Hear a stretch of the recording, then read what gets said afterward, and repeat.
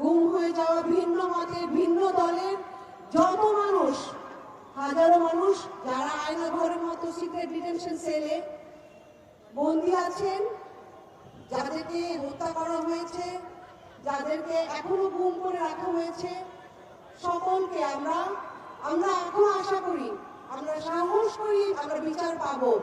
আমরা আপনাদের উপর সাহস করি, আমরা এই ছাত্র জনতার সাহসের বলে আজকে আমরা বিচারের দাবি জানাচ্ছি।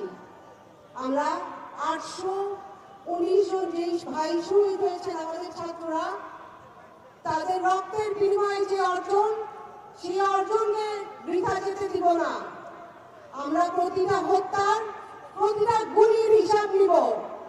আমরা আমাদের গুম হয়ে যাওয়া যে ভাইরা, যাদেরকে গত 16 বছরে হত্যা করা হয়েছে, জুলাইয়ের ছাত্র আন্দোলনে আমার যত ভাইদেরকে হত্যা করা হয়েছে, যারা এখনো নিখোঁজ, প্রতিটা বিচারের দাবিতে শেখ হাসিনা ও তার যত দোসরদের প্রতিবার ফাঁসি হবে।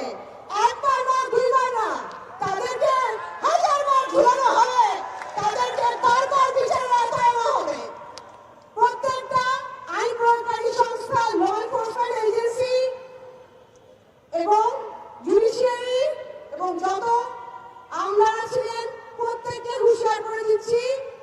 আপনারা দেখেছেন আমার ভাইদের সাহসের কাছে, আমার এই ভাইরা যারা 16 বছর 11 বছর থেকে যায় এবং যারা 20-24 বছরের ছাত্ররা, তারা আপনাদেরকে দেখিয়েছে কোনো হাতিয়ার, কোনো বন্দুকের নলকে তারা তোয়াক্কা করে না।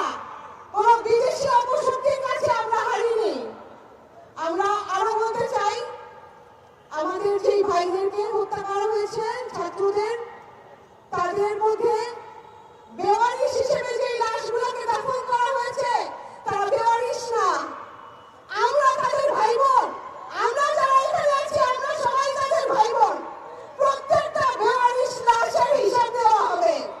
প্রত্যেকটা হসপিটাল থেকে যত ছাত্রকে হত্যা করা হয়েছে, লাশ লুকিয়ে ফেলা হয়েছে, প্রত্যেকটার হিসাব দেওয়া হবে।